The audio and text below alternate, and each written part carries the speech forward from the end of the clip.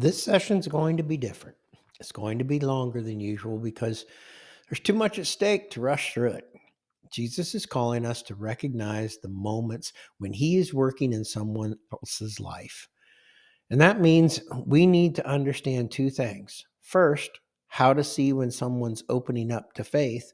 And second, how to meet them where they are without pushing too hard or too fast. To do that, we will go through two videos. In the first, Jesus will show us how to recognize when someone's cold or warm or hot, both in their spiritual openness and in their relationship with us. And in the second, he'll give us some practical ways to respond. But before we begin, let's quiet our hearts. Jesus is right here in the chair beside you. He's ready to speak with you. Jesus, open our hearts, our minds, and our ears so that we hear you as if you are the only person in the room and you are speaking directly to us. We invite you into this moment. Speak to us now as if we're the only person in the room and help me to listen.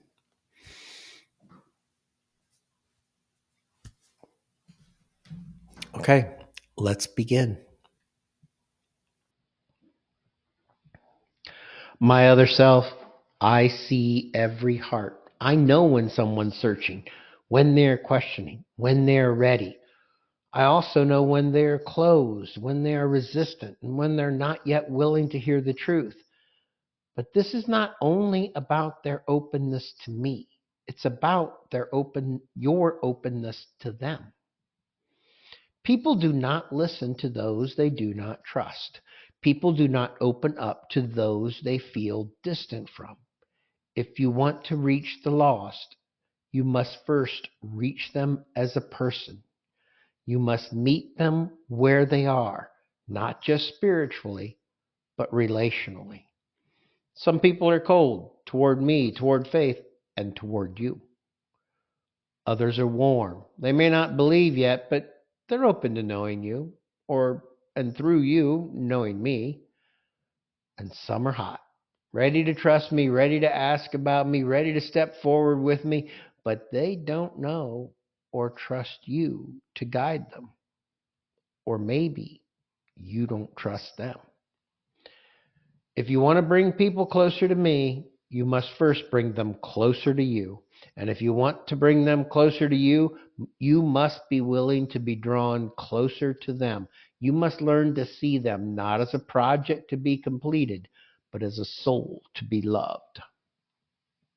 Let me show you. In the 4th chapter of John, there's a story about a Samaritan woman at a well. And you could read it. It's very interesting. But I'm going to use that as an example. You see, there was this woman who came to a well, and she did not come looking for me. She came alone in the heat of the day because she didn't want to see others. She was rejected by her own people. She had learned to keep a closed heart. As the story says, Jesus was wearied by his journey and was sitting by the well. Yep, I was sitting there waiting. And when she came, I spoke to her, not with a sermon, not with commands, but with a simple request. Give me a drink. She was cold, not just to me as the Son of God, but to me as a person. She did not expect kindness from a Jewish man. She had no reason to trust me. She responded not just with resistance to faith, but with resistance to me as a person. How is it that you, being a Jew, ask me for a drink since I am a Samaritan woman? She questioned me. She was defensive, but she didn't walk away. And so I did not push, I did not argue, I did not demand belief. I simply kept the conversation going. If you knew the gift of God and who it is that asks you for a drink, you would ask him and he would give you living water. I invited her to share what I had, which was only myself. But I did not rush her or ask anything of her. She didn't understand, but that's okay. I let her choose to respond, and she did. She was no longer dismissing me, no longer closing off. She asked a question. She engaged, and when someone is engaging, they're no longer fully cold. Sir, you have nothing to draw water from the well with, and this well is deep. Where can you get this living water? She was warming, not yet believing, not trusting for sure, but willing to stay in the conversation. And because she stayed, I led her further. I asked her about her life, not to judge, not to condemn, but because I saw her. I wanted her to know that I cared, that I understood, that I was not just another voice dismissing her. Go, call your husband and come back. And now she had another choice. She could have left, she could have shut down, but instead, she gave me an honest answer. I have no husband. Now she was opening up. She was ready to listen.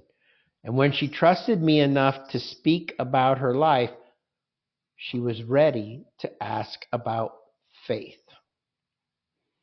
Sir, I see that you are a prophet.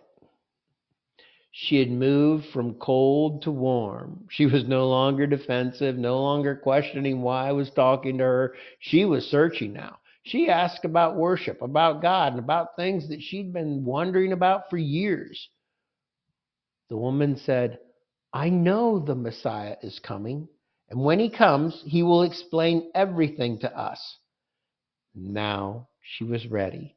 I revealed myself to her. I, the one speaking to you, I am he. She left her water jar, ran back to town, telling everyone about me.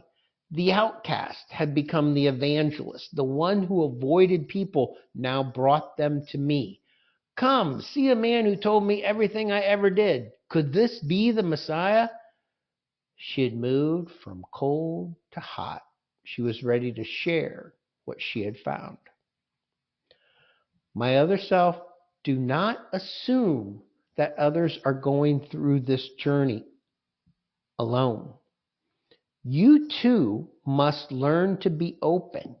You too must move through cold, warm, and hot in your relationships with them. You may meet someone whose past, whose opinion, whose lifestyle, whose all those things make you hesitant to engage with them. You may want to stay distant. You may be the one who is cold. But if you want to reach them, you must allow yourself to warm to them.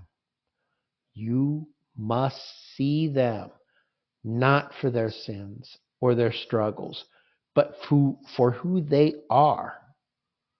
A person that I love, that I died for, and that I long to bring home. Few people will ever be warmer to you than you are to them. If you're distant, they'll be distant. If you're cold, they will remain cold. But if you reflect my warmth, my kindness, and my love, they'll notice. Ask yourself at every stage, am I being warm to them? Am I leading them to more closeness, more trust? Am I truly loving them? Or am I treating them like a project I need to complete? I'm asking you to do more than lead them to faith. I'm asking you to love them. And when you love them, they will see me. So, my other self, now you see that people move through cold, warm, and hot stages, not just in faith, but in their relationship with you. If you do not recognize this, you will not be able to meet them where they are. And if you do not meet them where they are, you will never lead them to me. But knowing this is not enough. You must begin to see the people around you differently. You must listen to what they say, watching how they respond, and asking yourself, what do they need? In our next session, I'll show you how to do this. I'll show you how to listen for the right moments and how to ask the right questions and how to invite someone deeper in without pushing them away. But for now, pause and reflect. Ask me to open your eyes, and when you're ready, we'll continue to the next video. Okay, so before we move forward, take a moment to reflect. If you're alone, write your thoughts down in a journal. If you're in a group, take time to discuss them. Think about the people in your life. Who comes to mind as warm, cold, or hot? Look at your own role in that relationship. Have you been warm to them, or have you been a little distant? Have you ever been quick to assume someone was cold when they were actually just a little cautious? Jesus is asking us to stop and look around at the people around us, not as obstacles, not as problems to be fixed, but as souls he loves. He's already at work in them. Our role is to recognize it. So spend a few minutes with these questions. Ask Jesus to help you see the people around you. Talk about it if you're in a group.